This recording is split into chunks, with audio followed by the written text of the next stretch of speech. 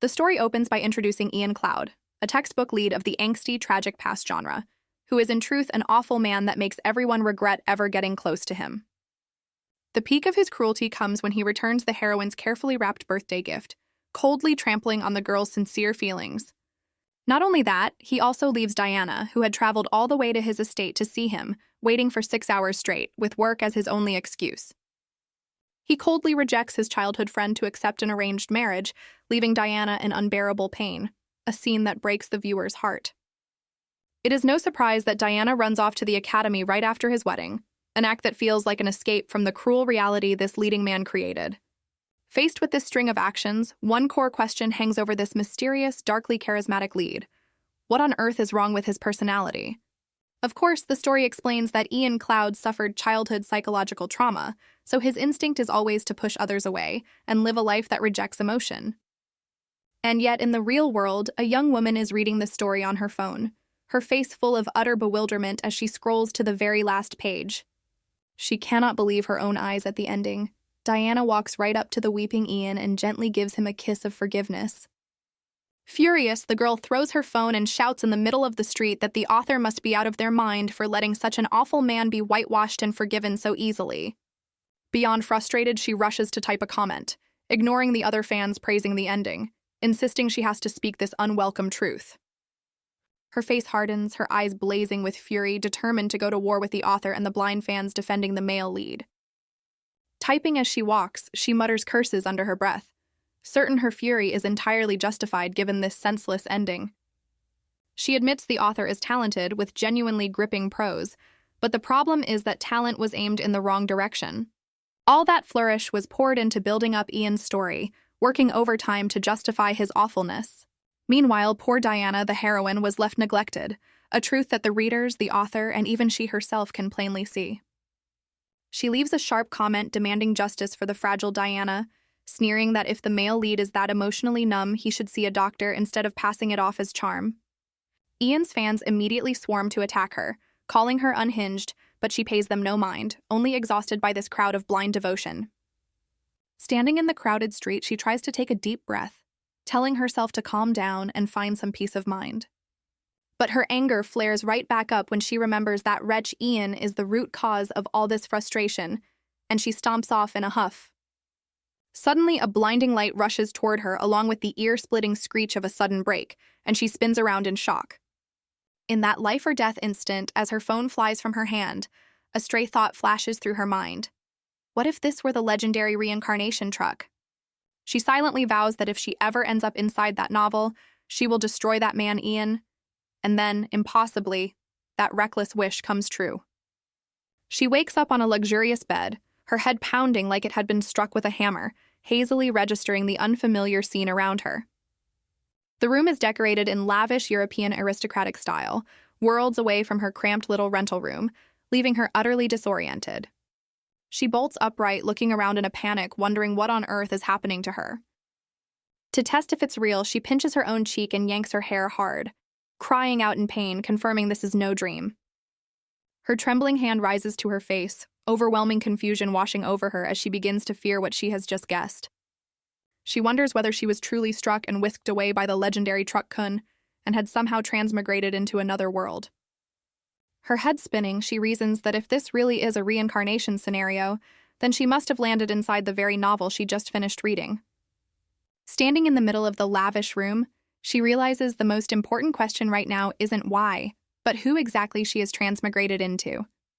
She rushes to pull back the window curtains to find a mirror, silently praying she hasn't become the ill-fated heroine Diana. As she yanks the curtain open, she mutters her refusal to play that tragedy-laden role, insisting she would rather be a random passerby than the heroine who gets tormented. Looking into the mirror, she sighs in relief at the sight of a black-haired girl, nothing like Diana's description, though something about this face feels strangely familiar. She presses a hand to her chest in relief, thanking the heavens that her precious Diana is safe and that she hasn't taken over the heroine's body. But looking more closely at the sharp, beautiful features in the mirror, she uneasily realizes she isn't just some nameless background character. The memories come flooding back. This is Eloy Anpheus, the Marquise's second daughter, with ash-gray hair and emerald eyes, who entered a contractual marriage with Ian. Her jaw drops in shock as she realizes she has landed in the role of his nominal wife, as cold and dry as her own hair color, said to be a perfect match for the icy Ian. The truth hits her like a bolt from the blue. She really has married the very man she despises with every fiber of her being. She collapses to the floor, feeling as though her life is completely over, a bleak future stretching out ahead of her. Tears welling, she wails silently in her mind, and no matter how many times she turns it over, her life still feels utterly miserable. She pounds her fists against the floor, insisting she'd rather be a rock on the roadside than bear the title of wife to this trashy male lead. Face soaked in tears, she looks up at the ceiling and cries out, "Why, out of everyone, did it have to be her stuck in this role?" One agonizing question cuts straight through her. Why did she have to be reborn as Ian Cloud's ex-wife of all people? Suddenly, she stops crying, a flicker of hope sparking as she looks down at her own hand, wondering if perhaps this moment falls before the wedding.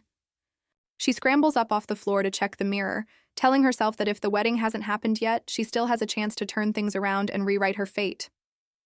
But that budding hope is snuffed out the moment she spots the Cloud family crest, finely engraved on the mirror's frame.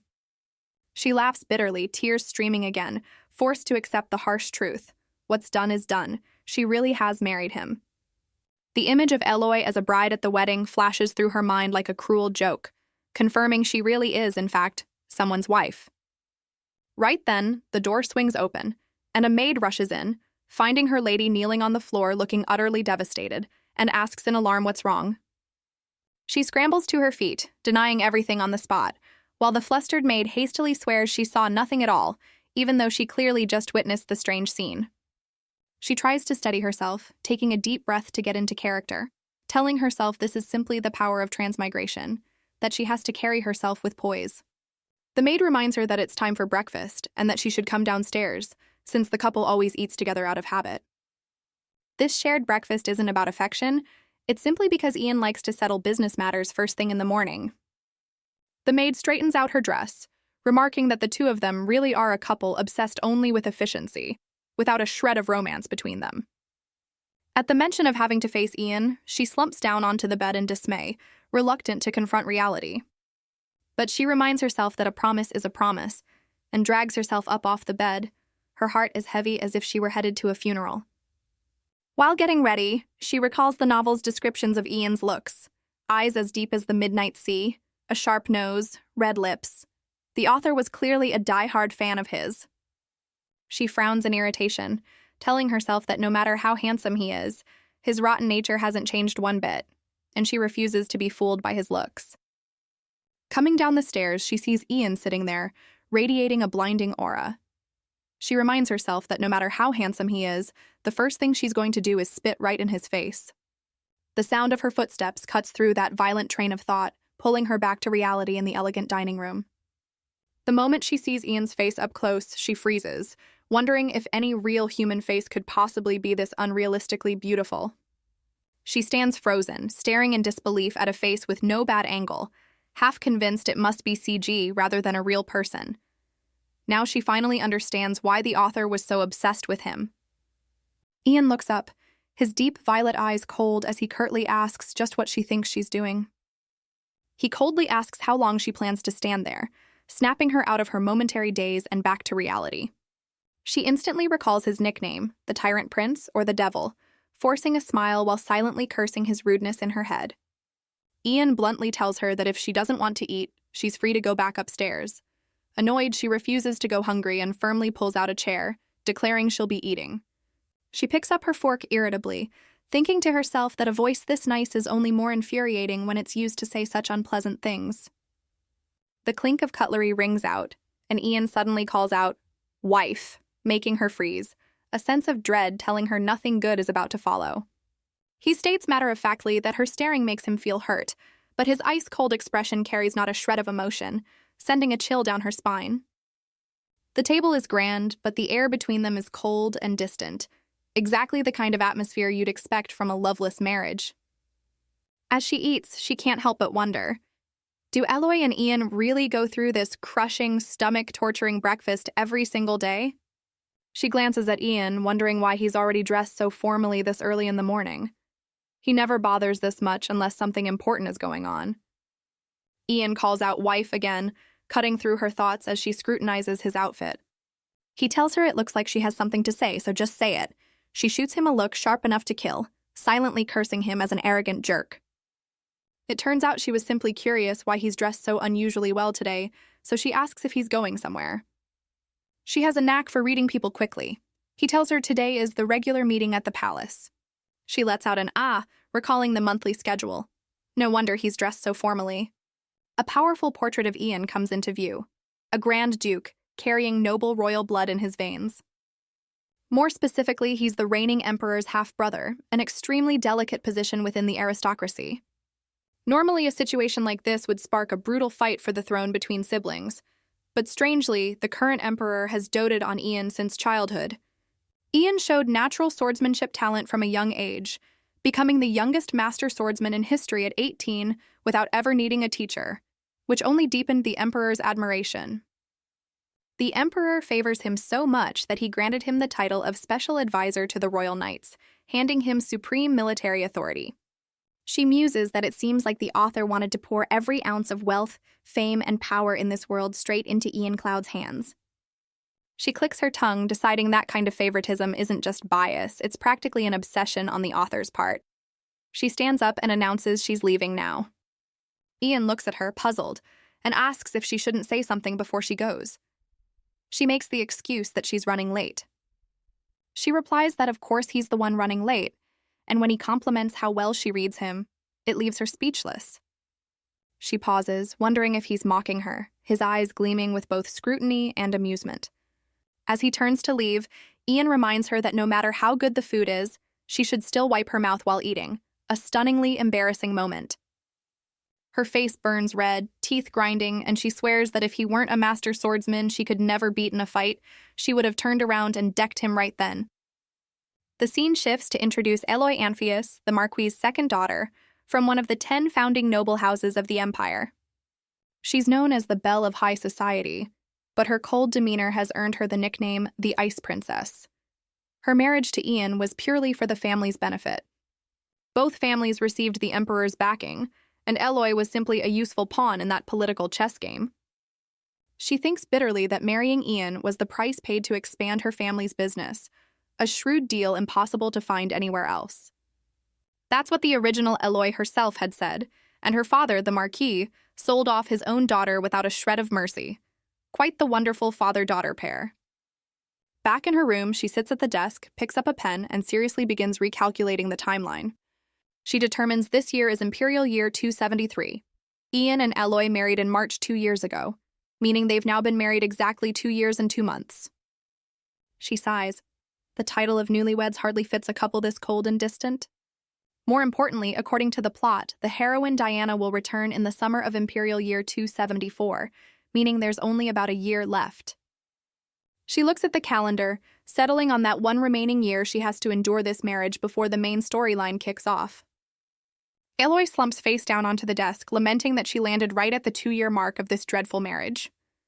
She groans, having no interest whatsoever in getting tangled up with Diana under this cruel plot, wanting nothing more than to help the heroine. After a good round of grumbling, she pulls herself together and settles on a goal: wrap everything up neatly within the next year.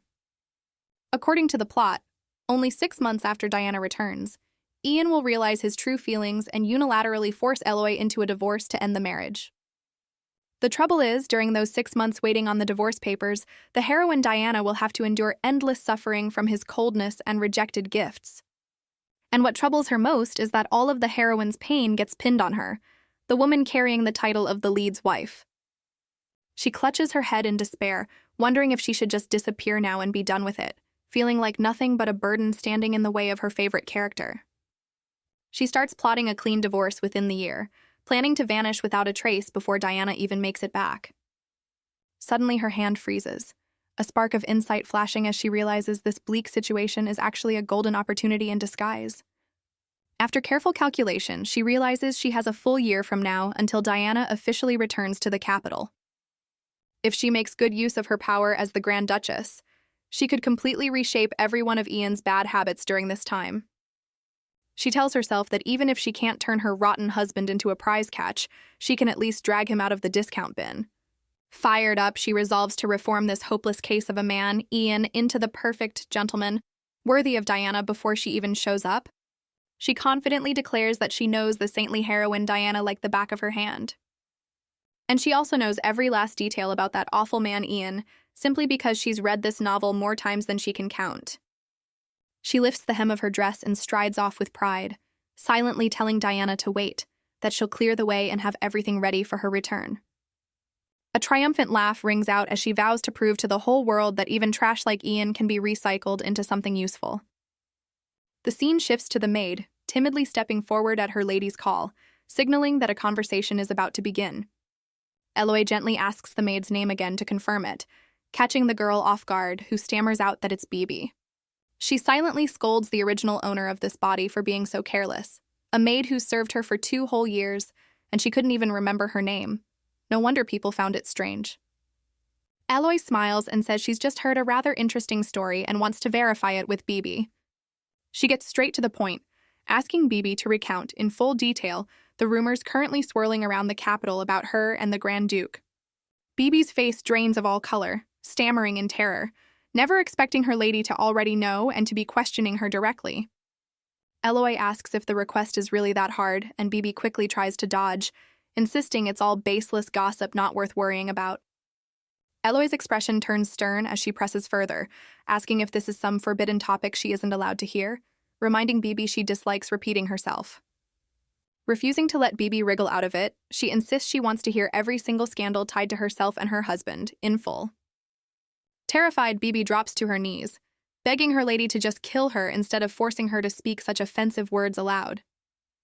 Seeing the maid's extreme reaction, Eloy softens her tone, promising not to punish her no matter what she says. She adds a gentle threat, saying that if Bibi keeps silent, she'll be disappointed and will grow distant from her, which is far more frightening than any punishment. In the end, Bibi trembles as she admits people call her lady an empty shell, or worse, a bitter ghost haunting the Grand Duke's estate. Eloy listens calmly, resting her chin on her hand and simply saying, "Is that all?" Her composure a stark contrast to the fainting spells other noble women would have had. Meanwhile, Bibi remains prostrate on the floor, trembling as she apologizes, convinced she's committed a grave sin for daring to say something so disrespectful. Eloy waves a hand, telling Bibi she's done nothing wrong since it was Eloy herself who gave the order, then coolly dismisses the maid. Eloy smiles and thanks her for her honesty, a smile hiding no small amount of calculation. The maid breathes a sigh of relief, thanking the heavens that her lady was gracious enough to forgive her. Left alone, Eloy sits lost in thought, bitterly muttering that nickname to herself, the Cloud family ghost. Suddenly, she clutches her cheeks and laughs coldly, declaring firmly, "Ian Cloud, you're dead to me," her anger beginning to boil over. The memories flood back. In her past life, she had been a legendary keyboard warrior, waging war across every forum, never once backing down from a fandom. She recalls the internet's iron law of numbers, where sheer weight of numbers always wins out. After 10 years of hardening herself in the brutal world of online fandom wars against the biggest communities, she'd forged a will of steel. But this time, her opponent is Ian Cloud, the toughest case of all, harder than anyone she's ever gone up against. He is stubborn and set in his ways to a terrifying degree, having buried his feelings for 30 years, refusing to move past his childhood trauma. Eloy worries that the rumors currently targeting her will at this rate eventually turn their aim toward Diana instead. As a true and loyal fan, she is determined not to let that happen, a spark of resolve flashing in her eyes. She springs to her feet, slamming the sheet of notes down on the desk with a sharp, decisive thud. Fired up with resolve to teach her nominal husband an unforgettable lesson, she laughs heartily, ready to charge into battle for Diana's sake. She marches straight to Ian's study and knocks. A cold voice from inside tells her to come in. Ian glances up, briefly surprised and irritated by his wife's sudden appearance. She strides in and slaps the sheet of paper down on the desk, her provoking manner forcing Ian to ask why she's here. Eloy smiles and says she has something to discuss, silently cursing him for sleeping little and working too much, like some kind of Napoleon, which is exactly why his temper is so unbearable. Ian frowns, reminding her of their agreement not to disturb one another outside of breakfast unless it's something special, his tone thick with irritation.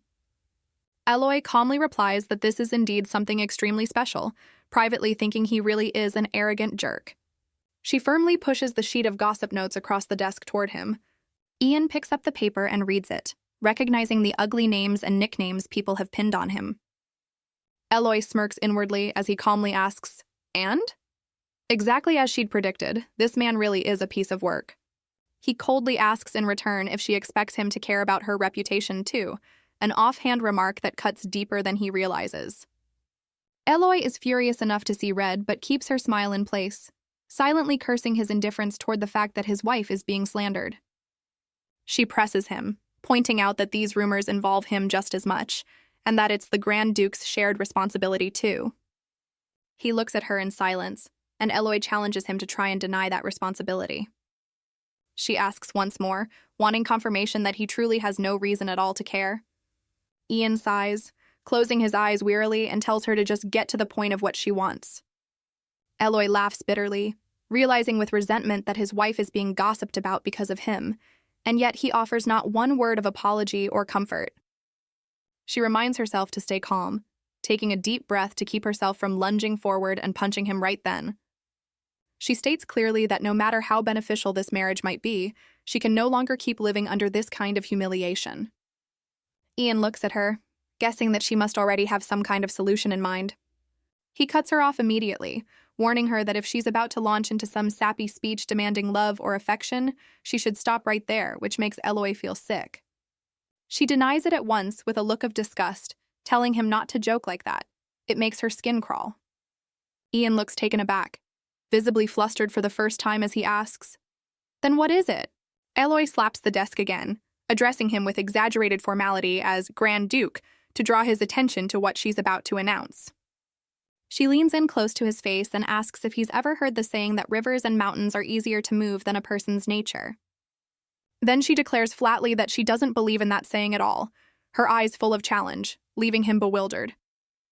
A close-up on Eloy's determined eyes as she asks what he thinks of that idea. She leans in close to his ear and whispers her declaration of war. "I'm telling you, I'm going to change you starting now." The two of them face off in a tense standoff, Eloy holding the clear upper hand over Ian. Ian is so shocked his jaw drops, and he asks again, "Change me? What did you say?" Eloy confirms he heard her correctly, that she genuinely intends to do the impossible, leaving him utterly bewildered. She presses the attack, telling him he is in an unsalvageable condition, having turned her from the belle of society into a ghost in just 2 years. Ian is completely floored hearing the phrase unsalvageable come out of his own wife's mouth, a genuine culture shock. Eloy laughs coolly, adding that she doesn't expect much from him as a person anyway. She says all she wants is to salvage the last shred of dignity that comes with the title of Grand Duchess. She reassures him not to worry, that she'll simply polish him up, reform him, and then disappear cleanly to clear the way for Diana. She bitterly repeats the nicknames people have given her: the empty shell, the ghost, a piece of furniture. She says she's held her tongue all this time out of respect for the Emperor and her father, but she can't bear it any longer. Ian sits listening in silence, his expression thoughtful, as if he's about to admit something. Eloy stresses that this isn't just her problem, it concerns both of their honor. She reminds him that no matter how much royal blood runs through his veins, or how favored he is by the Emperor, honor still matters. Ian keeps his proud expression, insisting a few rumors about their marriage can't possibly tarnish his honor. Eloy tells him that she is human too, and that hearing those words hurts, whether he likes it or not. She points a finger at him, saying that even if he shuts his eyes and covers his ears, those rumors will still find their way to him. She lays out a clear ultimatum: 1 year. The deadline for this reform is exactly 1 year, after which she'll leave him alone for good. She says that if his reputation hasn't changed after a year, she'll give up and settle everything herself, which leaves him puzzled. She answers simply, it means she'll live out the rest of her days as quietly as a dead woman. Then she pulls out another sheet of paper and adds, or alternatively, she could just get a divorce. Ian, stunned, repeats the word divorce. Eloy explains that all he needs is someone else to fill the role of wife. She says if he has other options, she's more than willing to step aside as long as the replacement is capable. She hints that after they part ways, he could find someone far better suited to him than her, namely Diana. An imagined image of Diana, beautiful in her wedding dress, flashes through her mind. She wraps up her point, saying she doesn't want to spend the rest of her life carrying that shameful label, and hopes he'll cooperate. Ian looks at the document on the desk, fingers brushing the edge of the paper, realizing that despite how much this sounds like a declaration of war, he actually has nothing to lose from this arrangement. He asks if Eloy has any concrete plan for the coming year, his tone as serious as a teacher quizzing a troublesome student on last week's lesson. She declares she'll be handling the planning herself from now on, but first, she wants to lay out 2 important requests to seal their agreement. The first request is that Ian must treat her properly, like an actual wife, at least in public. The second is that they set aside a fixed amount of time each week to meet, as a kind of training session. Ian frowns in confusion, asking what good spending time together would actually do. Wouldn't a person just change naturally if left alone? Eloy shoots back that of course not. Real change requires proper, structured guidance. She calculates silently in her head, determined to reform her dear husband's twisted way of thinking through firm, hands-on discipline before the heroine Diana ever shows up. Eloy bluntly criticizes the current version of Ian as a lost cause, telling him he should treat these mandatory meetings like a remedial class. Seeing Ian about to object, clearly annoyed, she cuts him off at once, asking if her current serious demeanor looks anything like someone with time to spare for jokes. In the end, Ian agrees to the 1-year time frame, figuring that whether or not his reputation actually changes, everything will just settle back to how it was after the year is up anyway. Eloy smiles brightly and agrees to seal the deal, all while secretly celebrating inside, certain that after all this, she'll walk away with a clean divorce exactly as she wants. She pulls out a schedule to look it over, deciding weekends and evenings make the most sense, while Ian eyes the paper warily, as if she were arranging an important shareholders' meeting. She tuts, complaining that the weekend feels too short, and asks to claim both full days off, though she generously adds that if he has other plans, he just needs to give her 3 days' notice so she can adjust. Ian grumbles that this would eat up too much time, so Eloy turns the threat right back on him, saying if he doesn't like it, she'll happily sit and read through the entire rumor list to him, 1 item at a time, until he's thoroughly sick of it. Cornered, Ian caves and haggles it down to just 1 weekend day. Eloy smiles to herself, thinking he acts tough, but he's actually quite easy to manipulate. She seals the deal briskly, arranging to meet him on the weekend with a triumphant smile, since her real target from the start had only ever been 1 day, a true masterclass in negotiation, asking for 10 to land on 5. Before leaving, she makes sure to leave behind the sheet of gossip notes as a parting gift, telling him to pull it out and read it for entertainment whenever he's bored, so he can really feel the sting of life. The next morning, the maid Bibi knocks and enters, starting a new day at the estate with a bright smile on her face. Bibi cheerfully asks how she slept and moves to help her get ready for breakfast as usual, but Eloy coldly announces she'll be skipping breakfast today, no need to prepare anything. Bibi freezes on the spot, stammering a confused, "Yes, ma'am?" not quite believing her ears at this sudden break from routine. Eloy orders her to call the steward and have the carriage readied at once, leaving Bibi flustered, asking if she really means right this very moment given how sudden it is. Bibi takes the order and instantly shifts gears, seriously carrying out her lady's instructions without a moment's delay, her face set with determination. The maid scurries about getting everything ready, while Eloy thinks to herself that even though yesterday's negotiation went well, she's realized a new truth about married life. That truth is, she has absolutely no obligation to torture herself sitting through breakfast with Ian every day. If neither of them enjoys the other's company, why force themselves to choke down a meal together? Bibi returns and knocks, asking permission to enter. Eloy happily agrees, feeling far lighter now that she's shed the burden of facing her nominal husband. Bibi arrives with a whole team of maids in tow, declaring proudly that since her lady is going out into the city today, they intend to dress her more splendidly than usual, so she won't be outshone by anyone. Bibi studies her lady's hair, wondering aloud whether to pin it up elegantly or let it flow down softly to match the latest style. As for footwear, Bibi recommends low-heeled loafers for easy walking on the main street, while cleverly flattering her lady that with such long legs already, flats will still look stunning. Eloy, seeing Bibi even more excited than she is, breaks into a nervous sweat, thinking she only meant to dress simply for a stroll, yet somehow this has turned into a full fashion gala.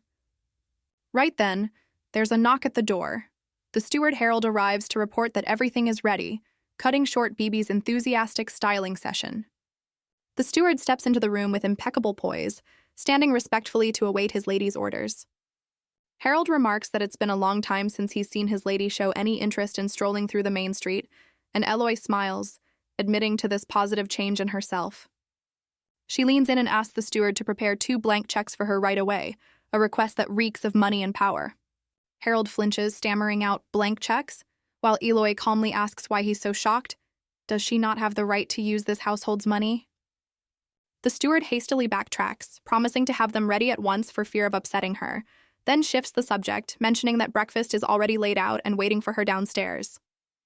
Eloy coolly says she's not interested and tells him to relay that to the Grand Duke as is, privately wondering what's wrong with this household that everyone has to eat breakfast together just to get by.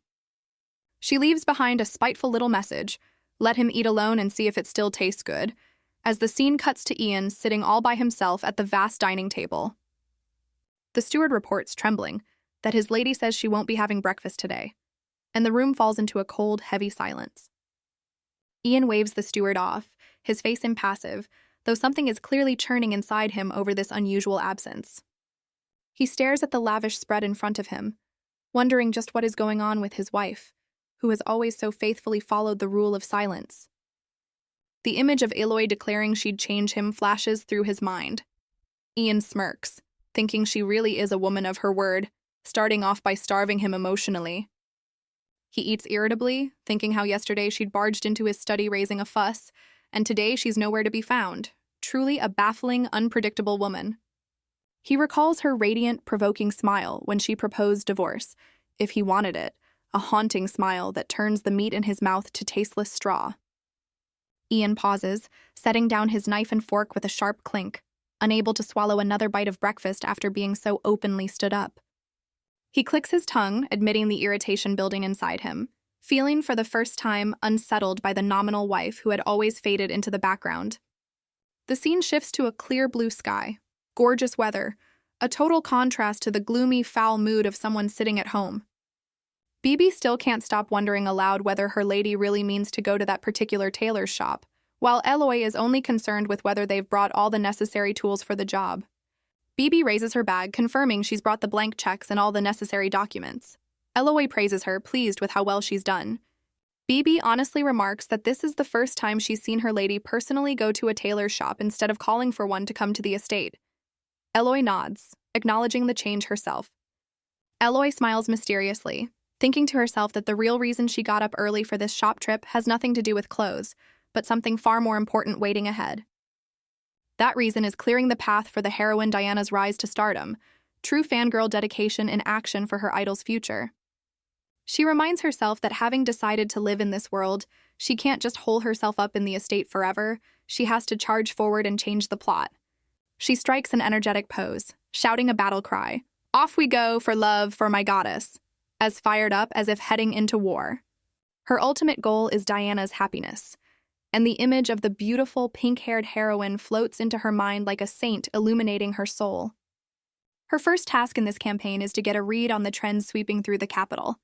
She applies the classic maxim, know your enemy and know yourself and you'll win every battle, striding down the street with confidence and poise. In this era, clothing shops aren't just for shopping, they're also information hubs, gathering places for high society, and the birthplace of every rumor. She compares the social circles of the aristocracy to a bloody battlefield in their own right, minus the swords and spears, armed instead with sharp tongues and sharp outfits. Bibi hesitantly calls out to her lady, gently pointing out that she just walked right past a large shop without even glancing at it. Eloy feigns confusion and keeps walking calmly into a quiet alley, ignoring Bibi, who is thoroughly panicked, thinking they've taken a wrong turn. She orders Bibi to simply follow along quietly, since the actual destination was already decided from the very start. No need to argue. The two of them stop in front of a shabby old building tucked in the alley, and Eloy mutters to herself, checking her memory to make sure this is the right place. She cries out, "Aha, found it," spotting the worn wooden door which looks nothing like a high-end fashion boutique. Bibi asks nervously if she really means to go into this rundown place, and Eloy asks right back, "Why not?" with a look of challenge.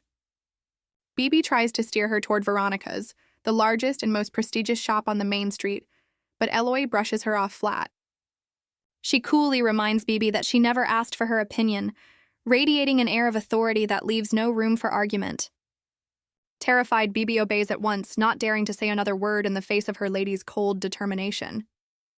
Eloy places a hand on the door, thinking to herself that even though this shop looks about ready to go under, it's the only one she needs right now.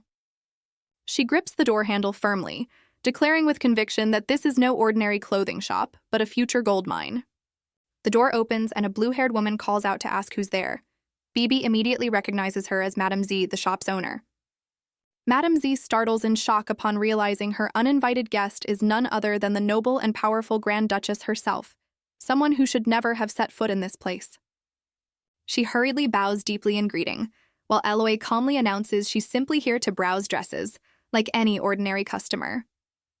The shop owner is left stunned, stammering, unable to understand why such an esteemed lady would slip into this shabby, struggling little corner shop just to buy clothes. Eloy smiles as bright as a flower, urging her to hurry up and bring out the merchandise, telling her not to just stand there gawking like a statue. Madame Z pulls herself together, bowing rapidly before rushing off to fetch the goods, her face still not fully recovered from the absurdity of the situation. A moment later, she wheels out a rack of dresses, looking rather modest and sparse compared to the extravagant standards of the nobility. She admits apologetically that this is all the dress designs the shop currently has, since a tight budget means she can't afford to make many more. Eloy glances them over, privately judging that these designs are genuinely ahead of their time, proof that her eye for talent hadn't led her astray in choosing this place. According to the plot, in just half a year, thanks to the unintentional endorsement of a certain princess, Madame Z's shop will take off like a kite catching the wind and become famous. And a year after that, Madame Z will become a trusted right hand, offering major support to Diana once she returns to the capital. Diana will study shoe design at the academy, and Madame Z will become her business partner and the heroine's greatest backer in her career. In the original story, Diana had to work hard to win over the notoriously picky Madame Z, so Eloy is scheming to build that relationship early, easing the burden for her idol. What's more, this is also a golden opportunity for her to build her own information network, killing two birds with one stone. Seeing Eloy stay silent for so long, Madame Z grows anxious, fearing her designs don't suit the tastes of this difficult, distinguished guest. She quickly reassures her that she'll redesign anything that doesn't please her, just asking for one chance. But Eloy cuts her off with a smile. She declares firmly, "I'll take every piece of clothing in this shop, accessories included. An all-in, sweep-the-shelves moment for the ages." Both Madame Z and Bibi stare in disbelief, mouths agape, unable to process Eloy's sheer boldness. Madame Z stammers, asking her to confirm she heard correctly, and Eloy nods firmly without a hint of hesitation. The shop owner's eyes go wide, still unable to process this earth-shattering news, feeling as though she's won the lottery. Madame Z presses her, asking why she'd buy everything, and Eloy answers coolly that nobility doesn't need a reason to shop. If she wants it, she gets it. No more questions needed. Madame Z lets out a long breath, her hands and feet trembling with emotion and shock at this stroke of luck falling straight out of the sky. She asks in a more professional tone whether Eloy would like any adjustments made to the designs to better suit her. In the original story, Madame Z was famously stubborn and proud about her designs, and that very rigidity nearly drove her shop under in the early days. The fact that she's now offering to revise her designs shows just how dire and cash-strapped the shop's situation really is. Eloy tells her there's no need to change the designs, just tailor them to fit her measurements, leaving Madame Z once again surprised by how easygoing she is. She turns and calls for Bibi to bring the tools, and the maid scrambles to obey, still not fully recovered from the shock. The bag opens to reveal a stack of blank checks and a seal, all prepared and ready for this investment. Eloy holds up a blank check, telling Madame Z to write down the full price and send it to the Grand Duke's estate for payment, while also declaring she'll be sponsoring the shop from now on. A powerful proclamation that officially makes Madame Z hers, under the Grand Duchess's patronage. She adds firmly that the altered pieces must be delivered to the estate within a week. Madame Z bows her head, obeying with boundless gratitude. Eloy laughs heartily, reminding the shop owner to make sure the measurements are precise, since she'll be a regular customer from now on, wrapping up this calculated and thoroughly triumphant shopping trip. Madame Z takes a deep breath to steady herself, clenches her fists, and bows, promising with full clarity to serve her lady wholeheartedly, while Eloy watches the maid with a composed expression. Without wasting another moment, Madame Z gets straight to work, picking up her measuring tape to take her lady's measurements, while Eloy stands cheerfully cooperating.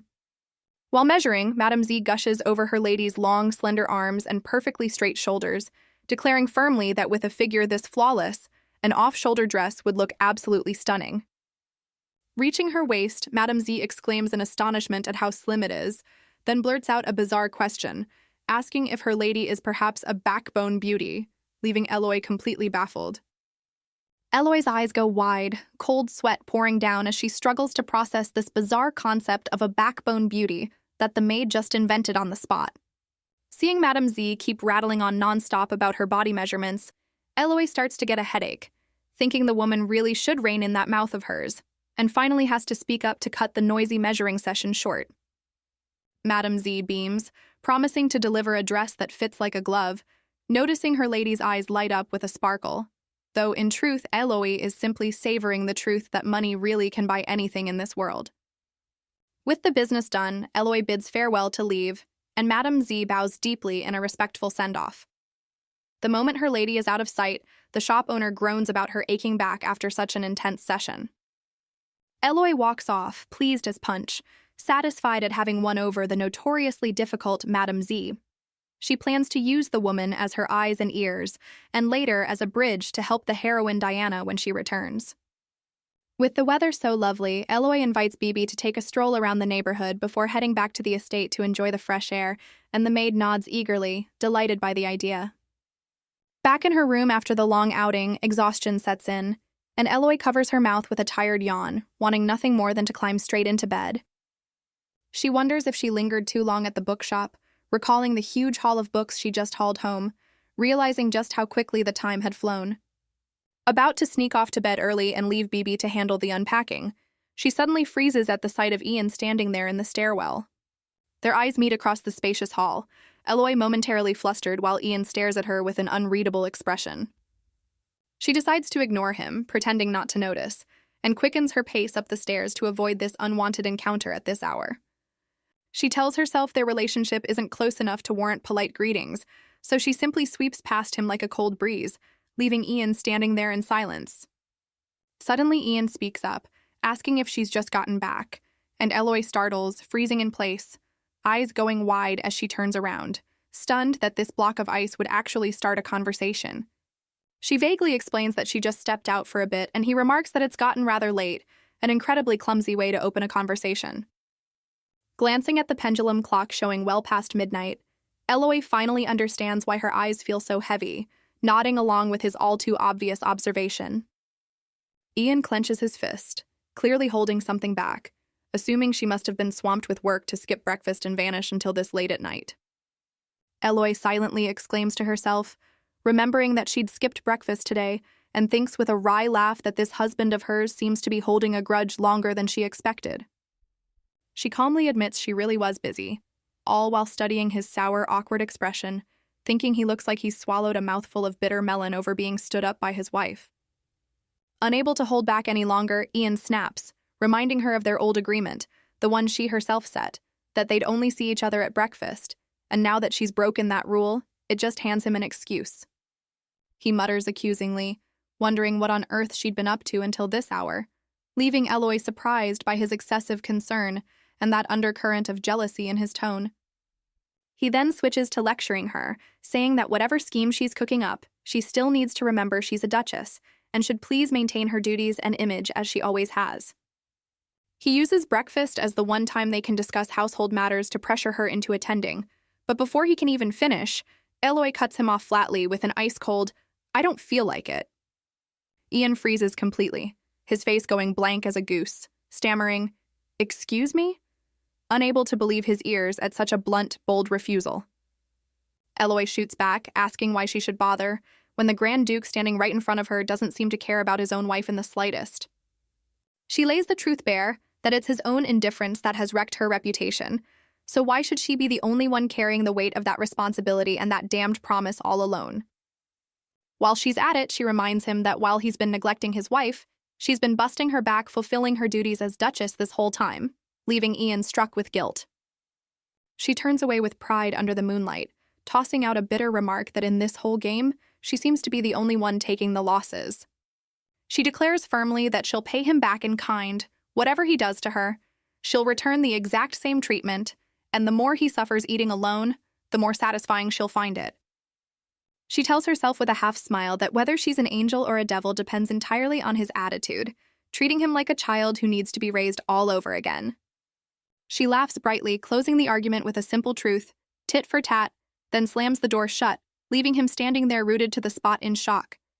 Ian stands frozen there, his usually cold expression now overtaken by sheer bewilderment, unable to say a word at his wife's dizzying transformation. Caught completely off guard, Ian can only weakly tell her to go inside. Eloy turns back and asks with mocking calm, "Oh, really?" She dares him to voice any objection freely if he's unhappy, then turns on her heel and walks off without so much as a glance back at her husband's helpless expression. As she walks away, she silently curses that detestable man Ian, wishing him a stumble and a bloody nose out of pure spite, feeling thoroughly satisfied after winning this war of words. Night falls over the estate, the cold moonlight bathing the still surroundings, a sharp contrast to the fiery confrontation that just took place inside. Back in her room, Eloy reads a reference book but keeps yawning, realizing the theories inside feel far too idealistic, hopeless when applied to that block of wood and stone. Looking at the sappy romance guide titled Symphony of Love, she sighs and shuts it, concluding that reforming Ian's emotions can't possibly follow such a rigid, formulaic approach. She reaffirms her noble mission, to turn that cold-blooded jerk into a man with a warm heart before the heroine returns, even though the task feels next to impossible. She pats her cheeks, telling herself to push through this difficulty and not lose heart over this impossible case named Ian Cloud. Looking out the window and feeling stifled, she decides to take a walk in the garden to clear her head before bed. Stepping into the night garden, she exclaims with delight, surprised at just how enjoyable and romantic a quiet late-night stroll through this aristocratic estate can be. She reminds herself that since she'll eventually have to hand this magnificent estate over to Diana anyway, she might as well make the most of it while she can. While happily admiring the flowers under the moonlight, she suddenly freezes, noticing something interesting in the garden. She smiles in admiration at the beauty of the rose bushes blooming under the moon, thinking this scenery is truly stunning, the kind you only find at a duke's estate.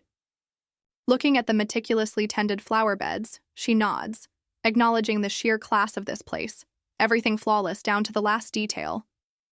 Suddenly, her nose starts to itch, a familiar sensation that warns something unfortunate is about to happen amid this romantic scene.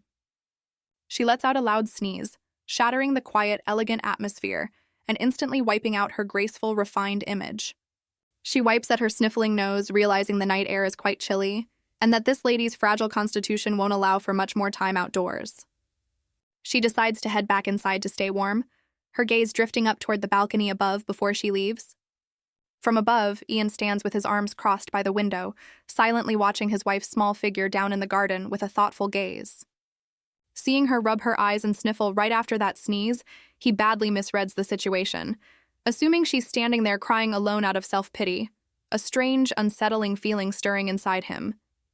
The assistant returns to report he's back, Kai, the red-haired assistant, struggling under a towering stack of documents, looking utterly pitiful. Ian remarks that he's late, which sets Kai off, sparking mad, arguing that he'd just been out west 10 minutes ago, and getting back this fast already counts as lightning speed. Kai keeps complaining about how exhausting it is to use long-distance magic circles, grumbling that working for a big boss like this is anything but easy. On top of that, Kai sets down a stack of paperwork and asks sarcastically if his lordship really plans to finish this pile, due by next week, all in one night. Ian calmly admits it, as though it's the most obvious thing in the world, leaving Kai to just clutch his head and lament how unlucky he is to be working for such a workaholic. Suddenly, Ian sets down his pen and calls out Kai's name in an unusually serious tone, startling the young assistant. Ian turns to ask out of nowhere whether Kai thinks he's being too much. Kai's expression practically says, "Do you even have to ask?" Sensing an opening, Kai unleashes a long tirade blaming his boss for overworking him to the point of severe sleep deprivation, going so far as to ask who'd be responsible if something happened to him. But Ian calmly clarifies he's actually asking about the Duchess. Kai completely freezes, his face full of question marks, unable to understand why his ice block of a boss would suddenly bring up the Grand Duchess out of nowhere. Too shocked to believe it, Kai rushes over to feel Ian's forehead, asking if he's caught some incurable illness or a raging fever to be talking like this, prompting Ian to snap at him to knock it off. Kai still hasn't recovered from the shock, muttering that this is the first time he's ever heard his lord mention the Duchess, and starts to genuinely suspect something is wrong with Ian's health. Ian falls into thought, recalling his marriage, admitting it was purely a union of convenience between two strangers, and that she's always just felt like a tenant living in this very house. And yet, that faint, forgettable nominal wife had just dared to skip breakfast without a word, and even brought up the idea of divorce. The image of Eloy flashing a brilliant smile and walking away replays in Ian's mind, haunting him relentlessly. Kai's jaw drops when Ian confirms that the Duchess herself had actually said the words divorce, a genuine shock for both master and assistant. Once he collects himself, Kai timidly asks if, after hearing that shocking news, his lord had at least offered any words of comfort to the Duchess.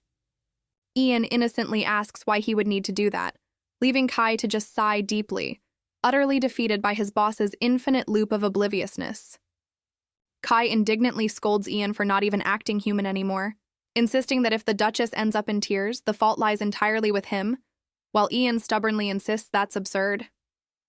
Kai launches into a full lecture, questioning why a newlywed couple would sleep in separate rooms, betting the two of them haven't even exchanged 10 sentences with each other, exclamations flying every which way. Stung by the accusation, Ian irritably tells Kai to knock it off, but Kai, now fired up over workers' rights, tells him he should show the same concern for his employees. Kai throws the decisive blow, asking Ian if he even knows his own wife's birthday, and Ian's hand freezes mid-motion, ink dripping onto the paper. Silence fills the air in place of an answer. Kai looks at Ian with a knowing, judgmental gaze that says, "I knew it," dripping with disdain. Kai reminds him that September 23rd is the Duchess's birthday, coinciding with the Great Autumn Festival no less, and he still couldn't remember it, truly hopeless. Ian tries to argue that this is a political marriage, so there's no need to sweat the details, but Kai cuts him down flatly, insisting the whole mess is entirely Ian's fault. Ian recalls Eloy's words, that she's ready to divorce him and step aside for someone more suitable, and the words keep echoing in his head. He mutters the word divorce again under his breath, his expression blank with shock, clearly starting to feel genuinely unsettled. Hearing this, Kai shouts out loud, "What? Divorce?" slamming his hand on the table hard enough to rattle everything on it. Ian tells Kai not to make such a big deal out of it, but Kai can't stay calm at all, knowing that his patient, gentle-natured lady had been driven to utter that word. Ian tries to defend himself, insisting it's just a hypothetical, but Kai shouts back that the Duchess cried while saying it, asking Ian if he even has a heart left, unable to see what's right in front of him. Kai suddenly remembers a piece of hot intel, reporting that today the Duchess went on a shopping spree at a fashion boutique and bought a whole stack of romance novels. Kai shakes Ian's shoulder urgently, asking if he doesn't see this as a crisis, while Ian, unfazed, calmly asks back, "What crisis?" Kai stresses just how unusual this behavior is, buying new clothes and reading romance novels.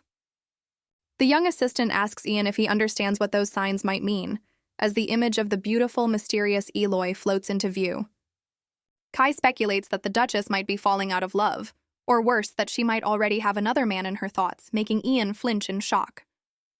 The words, "another man," hit Ian like a thunderclap, and he imagines his wife standing beside some strange man.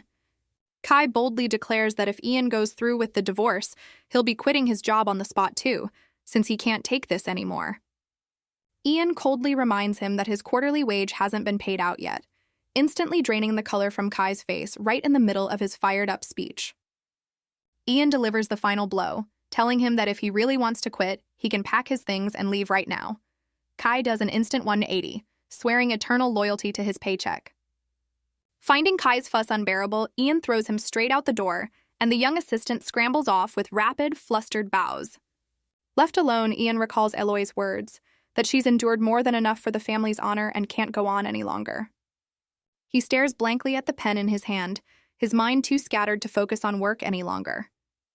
Finally, he sets down the pen and sighs, muttering that this is truly troublesome, acknowledging the chaotic emotions taking hold of him.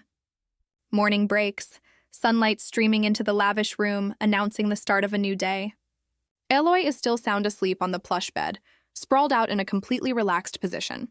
She bolts upright with a refreshing stretch, cheering that she's had a good dreamless sleep, her spirits high. Noticing she's already late for breakfast, she clicks her tongue. Figuring since she's already late anyway, she might as well take her time getting ready.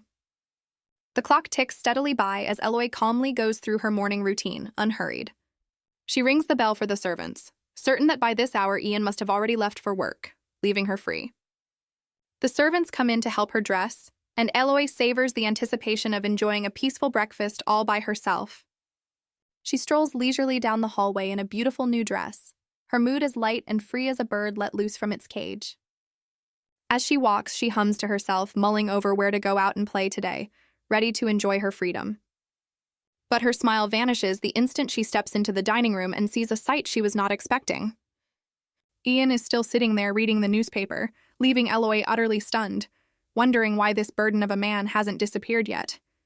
She stammers out, asking why he's still here, an image of a chibi-style Ian flashing through her mind, warning of an incoming case of indigestion. Ian coldly asks if something's wrong, and that attitude makes Eloy so furious she wants to grab a fork and skewer him on the spot.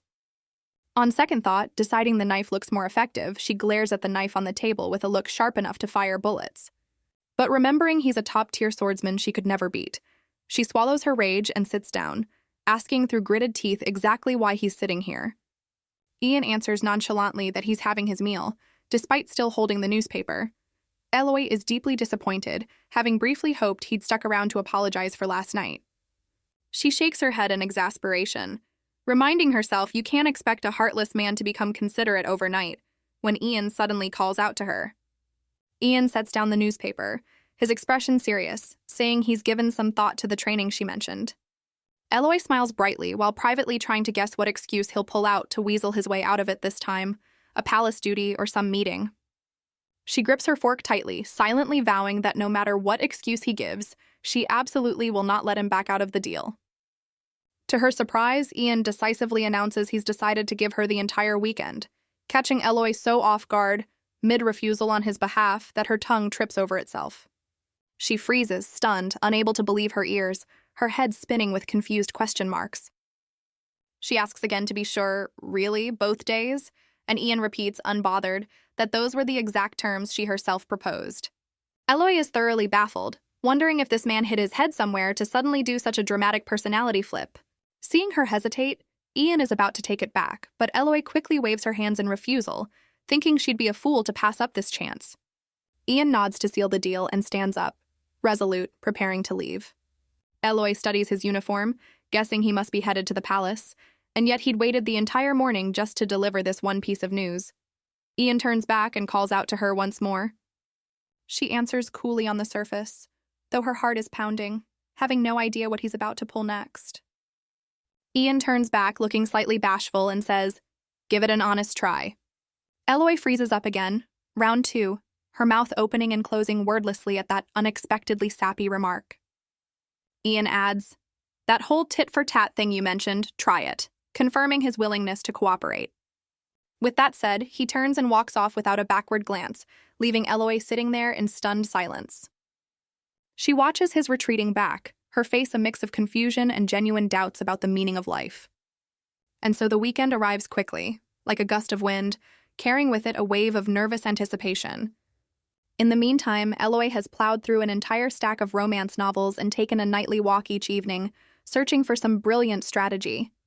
In the end, she concludes that a direct, head-on approach is best, and prepares a tea party as she awaits her husband like a soldier heading into battle. Ian appears and complains that she's monopolizing his entire day off just for tea, his expression less than thrilled.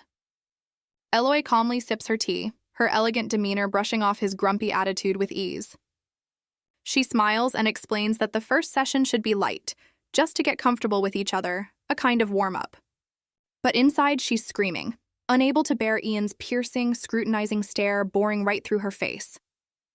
She explains that changing habits takes time, and most importantly, she first needs to gauge her student's current level.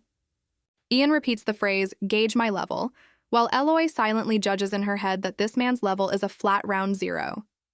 She recalls the plot. This man is utterly hopeless at communication, So much so that when Diana went off to study, even the fans felt sorry for the heroine over how coldly he brushed her off. The memory of Ian coldly drawing a firm line with his childhood friend before she left resurfaces, making Eloy's blood boil. She fumes inwardly, thinking there's no way this man could ever understand a woman's feelings, a total block of wood. Back in the present, she gently suggests they spend time getting to know each other since they're still such strangers, and Ian reluctantly agrees. Eloy confidently declares that a year from now, he'll be thanking her for this, Your Grace. Ian raises an eyebrow, asking if she's talking as though she can predict the future. Eloy breaks into a cold sweat, laughing it off and deflecting, claiming she's only guessing roughly, narrowly avoiding giving herself away. Ian sighs, blushing slightly as he agrees to try having a conversation, showing a small but noteworthy bit of effort. Eloy begins with the basics, exchanging simple daily greetings. Ian points out they already saw each other this morning. Eloy corrects him at once, saying seeing each other is one thing, but properly greeting each other is another. She explains that people living under the same roof should ask about things like how well the other slept, or what the weather's like. Even the servants know to do that much. Ian applies the logic of a military genius to argue back, saying he can tell she slept well just by looking at her face, and that setting up an outdoor tea table already proves the weather is nice, so why bother asking? Eloy is so furious she wants to snap the flower stem in her hand, thinking if he weren't a swordsman she'd already have decked him. She swallows her anger and explains that greetings are meant to build connection, not exchange information, and that he's never once done that with her. Ian, holding his teacup, coldly remarks that it's pointless, instantly snuffing out the fragile spark of connection they'd just built and dropping the mood instantly. Eloy picks up the sheet of gossip notes, threatening that if he refuses to cooperate, she'll start right now reading his entire list of scandals out loud. Faced with his wife's stubbornness, Ian can only let out an exasperated sigh, resigned to defeat under this mental blackmail. He begins going through the greeting lesson mechanically, like reciting a memorized answer, asking if she slept well and remarking that the weather looks nice, leaving Eloy thinking he's just parroting back exactly what she'd said moments ago. Still, something is better than nothing, so Eloy smiles and replies with the proper social script, that she slept well, and that the weather and the flowers today are both lovely. She takes the opportunity to lecture him a bit further, pointing out that even though he sees flowers every day, how he feels about them can differ from day to day, then asks if he feels even the slightest stirring at this beauty. Ian turns to look out at the vibrant garden, then bluntly answers with 2 flat words, "I don't," killing off any budding romance on the spot. Eloy is furious enough to see veins bulge on her forehead, but forces a strange smile, asking, "Really? Not even a little?" while telling herself internally to stay calm and not resort to violence. A close-up of the vivid red roses in the garden as Ian studies them intently, his expression as serious as if he were analyzing military strategy. He opens his mouth, hesitating before saying the words, "the flowers," making Eloy hold her breath, waiting for some poetic or romantic remark to follow. To her disbelief, he finishes with a flat, matter-of-fact "are red," completely shattering Eloy's spirit, leaving her wondering if she can really reform this emotionally dry man within a year. Eloy sits there, lost, her expression full of helplessness and confusion, and asks Ian in a tired tone if he knows something important. She begins explaining a fundamental truth, that women like men who know how to communicate well, and Ian innocently asks, "And?" still not grasping the point. Eloy radiates a shimmering glow, smiling as she reminds him of an obvious fact, that she is a woman too, hinting that he should try acting a bit more tactful. Ian, hearing this, twists his face into an expression of pure disgust, making Eloy silently curse in her head at how outrageously off-putting his reaction is. She swallows her anger again and explains that women want men to appreciate the beauty of flowers together with them, not just some guy coldly analyzing their color like a lab specimen. She gives him a concrete example, suggesting he could at least compliment how pretty the garden is, or say he's happy to have tea with her on such a sunny day. Something, anything, with a bit of feeling behind it. Ian asks again whether it's really necessary to say such empty phrases, sending Eloy's chibi self into a full meltdown, swearing that if he weren't a swordsman, she'd have already punched him. Eloy's face darkens, her hand gripping her skirt tight, silently reciting the mantra, "One moment of patience saves 9 disasters," to hold back her urge for violence, wondering just how many more times she'll have to hold her tongue. She lifts her teacup and drinks to cool herself down, then calmly announces that perhaps she needs to add one more rule to this training course. Setting the teacup down with a sharp clink, she issues a firm decree. From now on, he is banned from asking unnecessary questions, shutting down his habit of talking back before it even starts. Eloy brightens up again, continuing the lesson, asking him to try saying something the other person actually wants to hear, insisting that no woman in the world hates sweet words. She clears her throat to demonstrate, telling him to watch closely since this is a model demonstration from the teacher. She extends her slender hand forward, striking a graceful koi pose with dreamy eyes, ready to show off her move. In the sweetest, most theatrical voice she can muster, she says, "No matter how lovely the flowers are, they could never compare to the man standing before me, my lord." A flirtatious line dripping with romance novel flair. Ian, hearing this, twists his face in visible discomfort, a shiver of disgust running through him as though he'd just swallowed a bug, his distaste written plainly across his face. Seeing her husband's reaction, Eloy buries her face in her hands to hide her embarrassment and utter defeat, sighing heavily, knowing this case is simply too hopeless. Ian drinks his tea to settle his stomach while Eloy privately grumbles that saying one sweet word wouldn't kill him, yet he's acting like he's being tortured. She looks away, avoiding his gaze, telling herself that at least his willingness to comment on the flowers counts as some kind of progress, before suddenly remembering another important matter she needs to bring up. She mentions the blank checks. Ian nods, confirming he's already heard that she used them, his attitude remaining just as indifferent to money as ever. He also knows what she bought, having heard she visited a clothing shop. Eloy calmly admits it, saying she feels she's neglected herself for far too long and plans to start attending more social gatherings from now on. She calculates quietly in her head that to help Diana later on, she needs to build as many allies as possible starting now. Suddenly noticing Ian's unusual silence, she wonders if this might also be a good opportunity to promote Madame Z's shop, but then pauses, catching his odd expression.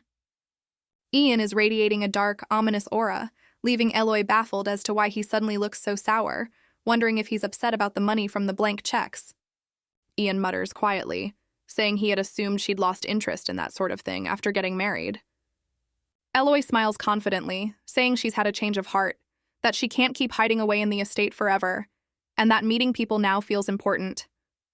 Ian lowers his gaze, his expression thoughtful and faintly displeased, repeating the phrase "meeting more people" with a loaded tone. He looks up to stare at her, suspicious that something must have happened for her to suddenly develop this interest in socializing. Eloy lifts her teacup, refusing to elaborate further, saying she doesn't think the Grand Duke needs to know the reason, and asking sharply if she's obligated to report anything else to him. Ian gives a dangerous little smirk, his sharp eyes pressing her further, asking, "Oh, so you're looking for someone new to meet, is that it?" A spark of jealousy beginning to smolder.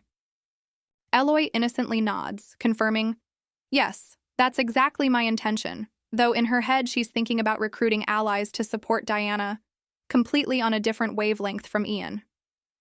The sound of the teacup hitting the table rings out dry and sharp, and Eloy wonders why his tone suddenly sounds so bitter and sarcastic. She continues explaining that to network with high society, she needs her family's reputation behind her, so she hopes he'll cooperate and let her borrow the title of Grand Duchess. A close-up on Ian's eyes twitching with anger, his voice low and sharp as he asks, "So you intend to use your position as Duchess?" He leans back in his chair, his expression icy cold, finishing the sentence. "To go meet someone new. Well, if that's how you want to put it, then I suppose that's exactly what it is." Ian exhales a long, heavy breath of disappointment and frustration, turning away to hide the chaotic emotions swirling inside him. He repeats the vow they made at their wedding, that she wouldn't bring shame to the family, warning her not to do anything unnecessary that could give people more to gossip about, even though she's already tangled up in scandal. He sternly reminds her that regardless of everything else, she is still, for now, part of the Grand Duke's family and shouldn't forget her place. Eloy looks at him with a razor-sharp gaze, coldly retorting that of course she knows that, feeling insulted that he'd even question her integrity. She says it's precisely because she knows that so well that she agreed to cooperate with his idea of a fake married life in the first place. Then, catching the implication in his words, she asks pointedly, "Oh, is this a warning for me to be careful about who I meet?" The image of Ian sitting on a throne of power surfaces, explaining that despite holding the title of Duke, he is the Emperor's brother and still holds a claim to the throne. He's under pressure from the Imperial faction, so if Eloy goes around meeting people carelessly, especially with the opposing faction, it would put Ian in a politically difficult position.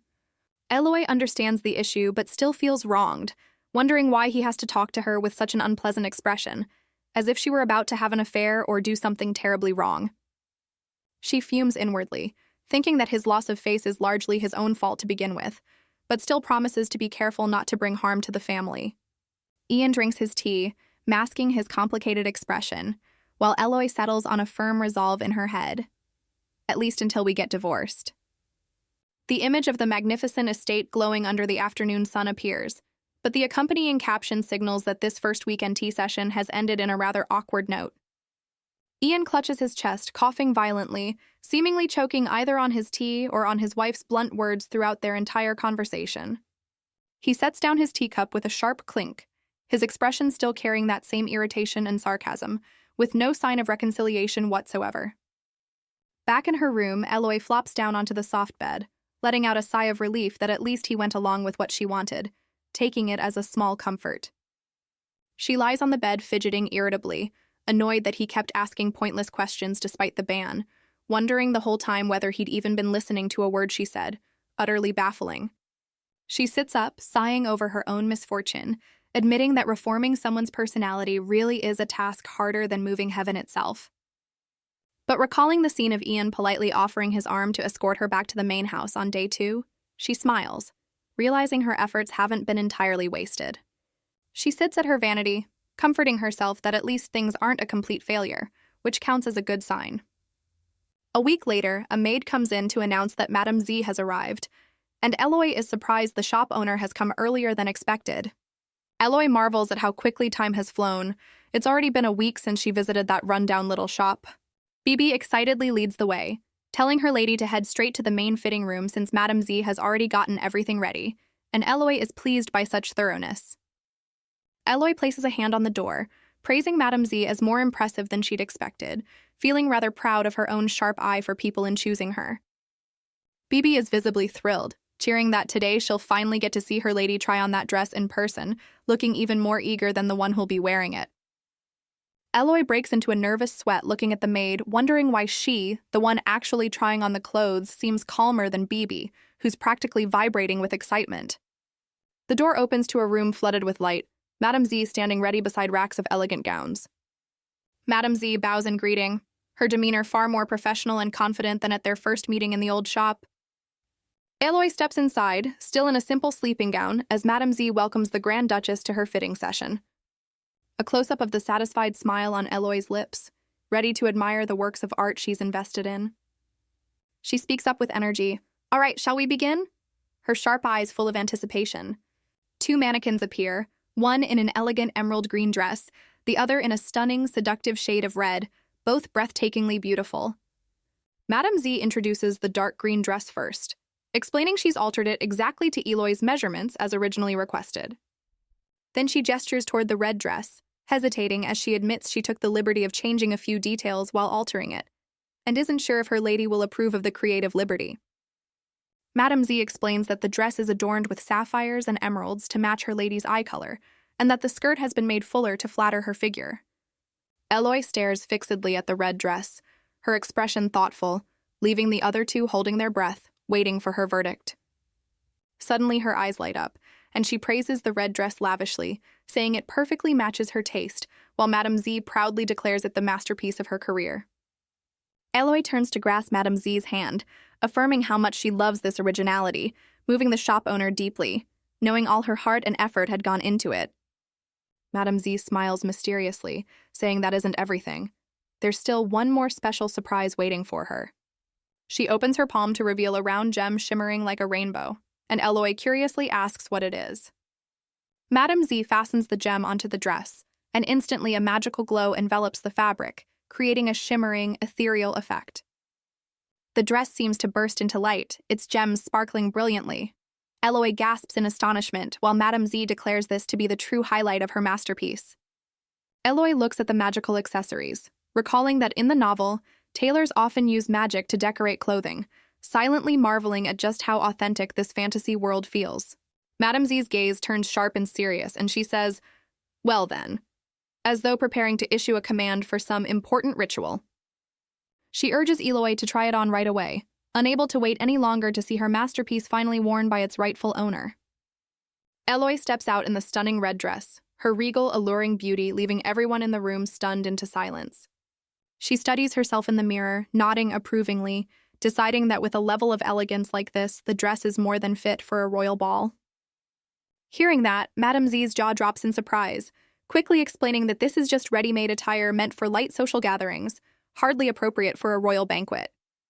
Eyes shining like stars, she grips her hands tightly and swears that if it were for a royal ball, she'd give her very life to make her lady the most beautiful dress in the world, leaving Eloy sweating under the pressure.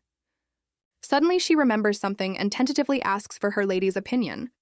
She points at the red dress and asks whether Eloy might wear it to attend Duchess Briolis's seasonal gathering. Eloy recalls that Duchess Briolis's parties are usually held around this time of year. The mysterious image of Duchess Briolis, fan held up to hide her face, comes to mind, a woman who has ruled high society for decades. Her parties are said to rival royal court banquets in scale and grandeur. Eloy recalls that in the past, even when invitations arrived, the original Eloy rarely bothered to show her face there. The 30th wedding anniversary celebration for Duchess Briolis is becoming the hottest topic among the nobility. Ladies everywhere are whispering about the unprecedented scale of the event. A shocking piece of news sends everyone into a buzz. The princess herself is planning to attend, turning this party into the center of everyone's attention.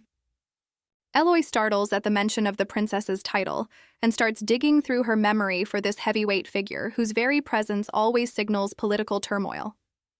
She's Ian's half-sister, the only legitimate heir left in the royal bloodline after all the other siblings have had their positions settled, a formidable rival. She sits at the top of the line of succession to the throne, holding power and status that no one dares underestimate. She is also the strategic card the Emperor's faction is throwing its full support behind to create a counterbalance and go head-to-head with Ian's power base. Eloy recalls that in the original story, this princess character also played a significant role, driving many of the story's key plot points. She was the first to endorse Madame Z's designs, sparking a fashion trend, and would later become an unpleasant antagonist who repeatedly picks fights with Diana. Just thinking about having to face her makes Eloy's stomach churn, and right at that moment, her friend asks whether the Duchess plans to attend the party. Eloy tells herself that if she were still the indifferent original Eloy, she certainly wouldn't care, but unfortunately, she isn't the old Eloy anymore. She decides she will attend, seeing this as a golden opportunity to make a strong impression on potential allies and a smart investment in the future. Madame Z squeals with delight, having correctly guessed her lady's intentions, promising to make even further adjustments to the dress to turn it into the most perfect masterpiece possible. Fired up, the shop owner is determined to make Eloy the most striking figure at the party to build her own reputation, since this will be the first time her design is worn in public. Eloy laughs it off, as if brushing off a phone call, saying that going to such lengths really isn't necessary. However, since one of her own goals is to help make Madame Z famous, she decides to let the woman run wild with her creativity and show off her talent. Eloy sits down at her desk to check the schedule and confirms the party is set for next weekend, leaving little time to prepare. Everything is happening sooner than expected, but she decides it's time to start appearing in public again to reclaim her standing. Still, the most pressing problem weighing on her mind right now is how to smoothly handle her difficult husband, Ian. Eloy walks down the hallway, putting on an air of elegance and confidence, bracing herself for a confrontation with her nominal husband. Right at that moment, Ian appears, and Eloy thinks to herself, "Speak of the devil." The two of them, fated enemies, crossing paths in a narrow alley once again. The two of them exchange bland, polite greetings. "Good afternoon," dripping with the kind of formality of two strangers living under the same roof. Ian studies his wife with a puzzled, scrutinizing look, seeming to notice the change in how she's dressed. He asks if she's planning to go out again, his tone carrying a mix of curiosity and something like control. Eloy denies it, spinning around to show off her new everyday dress and asking his opinion, hoping he remembers the lesson from before. But seeing Ian just standing there blankly, giving no reaction, Eloy is furious, an image flashing in her head of herself clenching her fists and screaming, "Where did that lesson I taught you go?" She swallows her anger and reminds him that even if he can't manage a sweet look, the least he could do is apply what he's learned and share a thought or two. Ian thinks it over for a moment, his expression serious, then declares out of nowhere, "It's a calm shade of blue," a remark straight out of an engineer's notebook. Eloy is floored, practically falling over backward, unable to believe that after all her effort teaching him, all he could manage was such a flat, dry remark. She sighs in despair, suggesting that in moments like this he should say something like, "It suits you," or "You look beautiful." But Ian only sighs back, exhausted by the demand. She changes the subject to escape this awkward situation, saying she also has something important she wants to discuss with him. She's considering attending the grand 30th wedding anniversary party of Duchess Briolis. She smiles with a hint of mystery, hedging carefully as she builds up to it. "So, I was wondering..." She makes her offer bold and direct. "Would you accompany me, Your Grace?" Her eyes full of hope. Ian, taken aback, asks if she really means for him to escort her. Eloy nods firmly with a confident smile. He asks again, wanting to be absolutely sure whether she's genuinely inviting him to attend Duchess Briolis' party together, like an ordinary couple. Eloy smiles brightly, confirming she'd very much like him to attend this event with her, without a shred of hesitation. Ian frowns in confusion, asking why, his face full of doubt and irritation, since nothing like this has ever happened before. Eloy replies coolly that it's simply part of the How to Be a Good Husband curriculum she's teaching him, and that he can't shirk this responsibility. She explains that she urgently needs a major public image overhaul to save her rapidly sinking reputation. According to her, nothing works better than a couple appearing affectionately together at social events to shut down every false rumor of discord. She reminds him of his promise to show her what a proper husband looks like, backing him into a corner where he has no room to argue. Ian closes his eyes and sighs, seeming to realize he can't find a way around his wife's sharp, perfectly reasonable logic. He agrees, on the condition that it doesn't conflict with his schedule, though he warns he can't change any personal plans already set in stone. Truly a man married to his work. Eloy clenches her fist, privately guessing he's probably just planning to bury himself in some boring business meeting, but she's already thought that through. Luckily, the schedule falls on the upcoming Sunday, and she reminds him he already promised to give her the weekend, so like it or not, he has to go. No excuses allowed. Eloy notices he never answers her directly, always dancing around the point, and tells herself she doesn't care what kind of attitude he has toward her as long as he shows up. But an image of a wild beast flashes up behind her, hinting that if he ever dares pull that kind of behavior on her precious Diana, she swears she won't let him off easy. She finalizes the plan. The day before will be busy with the dress fitting, and after the party she'll be exhausted, so this event will just replace their usual weekend meeting. Ian agrees immediately and turns to slip away to avoid further hassle, but Eloy calls him back, saying, "Wait, there's still something important left to discuss." Ian turns back with a look that says, "Now what?" secretly amusing Eloy with this rare, expressive display on his usually cold face. She informs him she'll be inviting a jeweler over sometime during the week to have some jewelry made, adding that he could use a bit of rest during the week too. She explains that she wants to order a few matching lapel pins so the two of them can coordinate outfits with His Grace the Grand Duke for the sake of appearances. Ian looks blank, asking why it has to be lapel pins specifically, still not grasping the deeper meaning behind the gesture. Eloy smiles slyly and answers simply, "To show off," leaving Ian dumbfounded, asking, "What?" unable to believe such a shamelessly blunt reason. She explains more clearly that it's to show off having him by her side, an even more straightforward, practical reason. A harsh truth comes to light. This couple has never once worn matching items, not even their wedding rings, since the day they got married, a chilling level of coldness.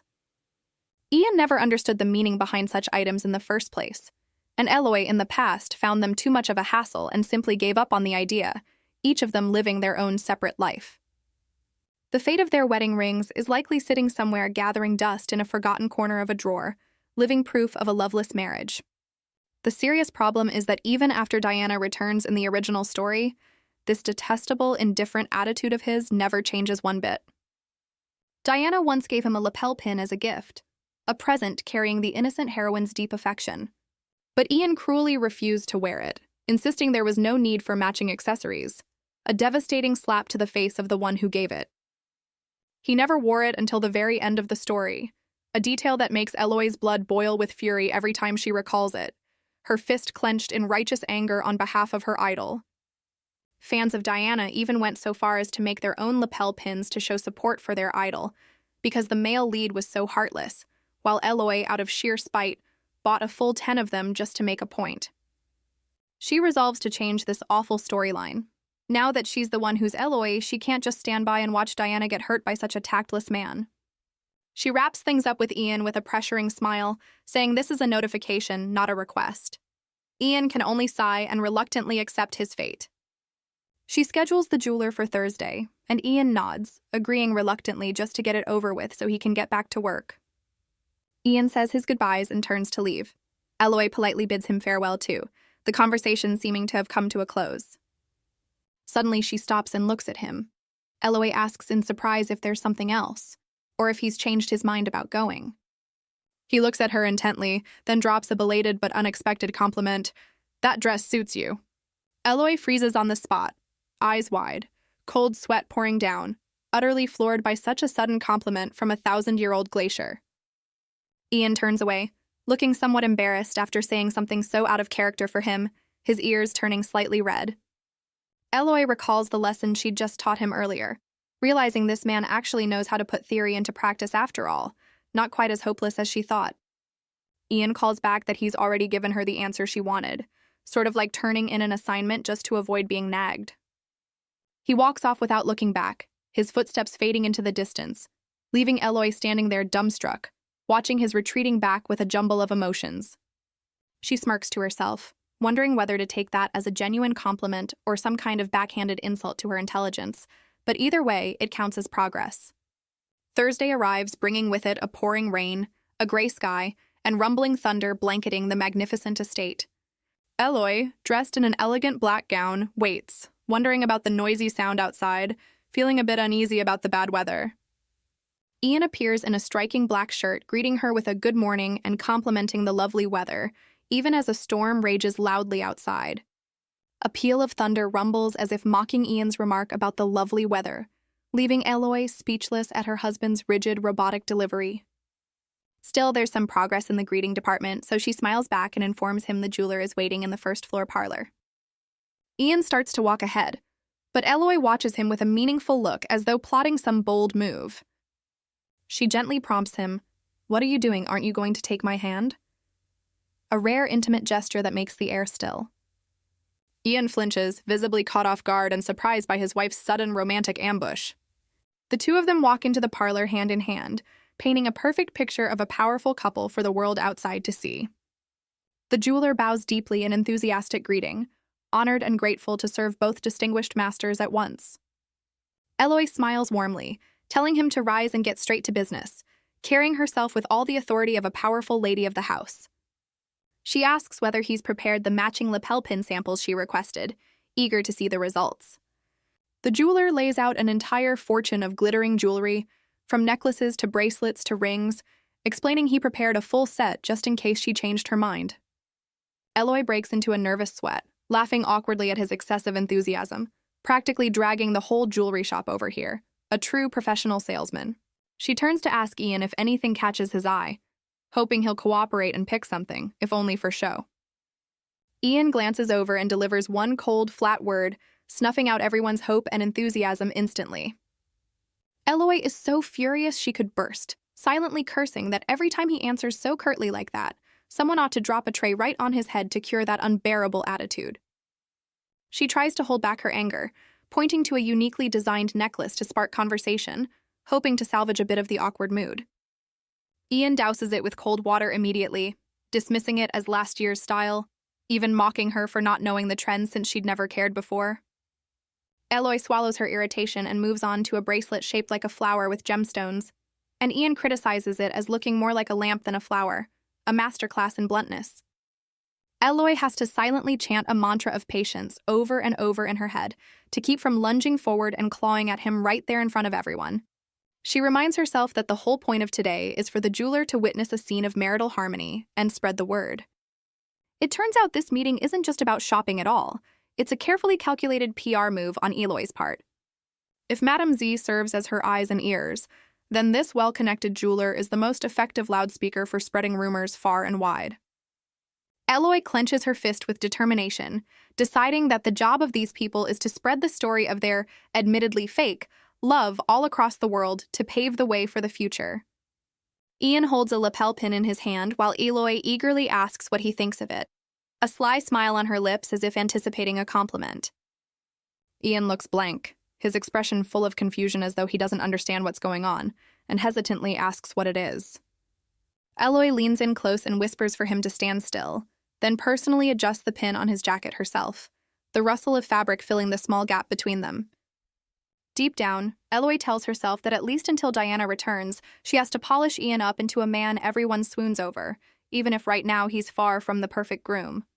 She smiles, imagining the future, believing that this way, once the two of them fall in love, the heroine Diana's dignity will remain fully intact. She's determined not to let him become the kind of rotten man who only tangles himself up in a murky, unclear relationship with Diana after divorcing his wife, a spark of resolve flashing in her eyes as she adjusts his clothing. Ian silently looks at the velvet box holding a pair of heart-shaped lapel pins in purple, with an intricately designed pair of wings. He tentatively asks if she likes this design. She glances it over and nods, admitting that out of everything here, this is truly the one she likes best. Ian remarks that this piece would go perfectly with her sash-detailed dress and also matches the color of her eyes, and hearing that, Eloy seals the deal instantly. Still, inside, Eloy is thoroughly annoyed, glaring daggers at him, silently blaming his detached, absent-minded attitude for showing not a shred of real enthusiasm. She forces out a smile, gently asking the Grand Duke to look at her for a moment, kicking off the next step of her plan. Ian looks confused, asking, "Excuse me?" still holding the lapel pin she just handed him, completely missing the signal. Eloy pins the piece onto his chest herself, nodding in satisfaction, praising how well the piece suits him and how good it looks on him. The jeweler quickly seals the sale, showering both masters with praise for their taste and rambling on endlessly about the meaning behind sharing a matching heart-shaped pin. Hearing all this sappy talk nearly drives Eloy mad, and she grinds her teeth, holding back the urge to tear her heartless husband apart right there on the spot. She asks him to put the matching pin on her. Ian points to himself and asks, "Me?" with a look of pure disbelief. Eloy holds the pin out, asking pointedly, "If not you, then who? Should I have the jeweler put it on me instead?" Leaving the jeweler standing beside them, breaking into a sweat too. She leans in to remind him quietly of their earlier agreement, whispering an order for him to use this chance to say something sweet while pinning it on her. Ian looks at the item in his hand with reluctance, while Eloy glares at him sharply, her look warning him not even to think about escaping. A close-up of Ian's long fingers carefully holding the lapel pin, bracing himself to carry out this unwelcome task. The scene suddenly turns unexpectedly romantic as Ian leans down and gently pins it onto Eloy's chest. Eloy smiles brightly, looking up to ask how it looks, hoping for the exact response she'd scripted for him. Ian stands staring at her, silent for a long moment, the air growing awkward all over again. Finally, he lets out a long, tired sigh, as if playing the role of a romantic husband is costing him a great deal of energy. He offers up a remark that she looks even lovelier than the lapel pin itself, a line that sounds straight out of a romance novel, yet delivered with a face of pure resignation. Ian turns away to hide his embarrassment, once again complimenting her beauty, startling even the people listening. Eloy freezes in shock for a few seconds. Seeing his wife go quiet, Ian clears his throat and calls out, "Well, my lady?" to check her reaction. Eloy recovers her composure, flipping her hair confidently as she thinks to herself that it isn't even a compliment. Just a plain fact, since she's already gorgeous, is he even joking? Ian looks at her, at a loss for words, while his assistant standing behind them looks on in astonishment at this rare display of affection between the two masters. The assistant clears his throat and asks if he should wrap up the remaining piece into a box. Eloy coolly tells him to just pack it away neatly. The jeweler seizes the moment to pitch an additional service, infusing a scent into the gemstones, advertising it as an extremely popular trend right now. Eloy asks curiously if that's really true, and the jeweler explains that couples who share the same scent tend to grow even closer. The image of the sparkling lapel pins appears, promising to release a uniquely alluring fragrance once worn. Eloy rubs her chin thoughtfully, clicking her tongue as she notes that the extra cost for this service is quite steep. No joke at all. Surprisingly, Ian generously seals the deal, saying, "Not bad, go ahead with it," leaving both Eloy and the assistant staring wide-eyed in shock. The scene shifts to a sun-drenched garden, a peaceful tea party beautifully arranged beneath the cool shade of the trees. A lovely afternoon. Ian opens by remarking that she seems to really like that lapel pin set. Eloy smiles and nods, admitting, "Yes, I like it a lot." She thinks to herself that what she's really satisfied with is the progress of her plan rather than the item itself, then takes a sip of tea and teasingly remarks that he doesn't seem to like it much. The sharp, clear clink of the teacup settling onto its saucer rings out as Ian looks about to voice a differing opinion. He leans back, arms crossed, and states plainly that, borrowing her own words, he doesn't see the point in wearing matching accessories just for show. He insists he doesn't understand the meaning behind it, and that he's never once heard of a relationship being defined by a few silly accessories. Eloy looks down at her teacup, lost in thought, worrying that if she lets this slide, he'll end up saying something just as tactless in front of Diana one day. She looks up and challenges him directly, asking if that's the reason he's never once worn his wedding ring, since he finds it a hassle and they'd never actually discussed it. The image of two hands with intertwined rings appears as Eloy begins explaining why people choose to share such items, ones he considers meaningless. Ian points to his own chest and asks, "Me?" His expression is puzzled as a child being lectured about love. Eloy presses a hand to her forehead and lets out a long, drawn-out sigh, muttering that she may have expected far too much sensitivity from this block of wood. Ian gently asks back that if it's truly as meaningless as he claims, then why do lovers and close friends enjoy exchanging rings or wearing matching items in the first place? Ian says nothing in response, his gaze thoughtful as he mulls over this piercing question that strikes right at his emotional blind spot. Eloy turns to look out at the vibrant flower garden, the wind tousling her hair, and settles on one profound truth. It's because feelings are something you simply cannot see.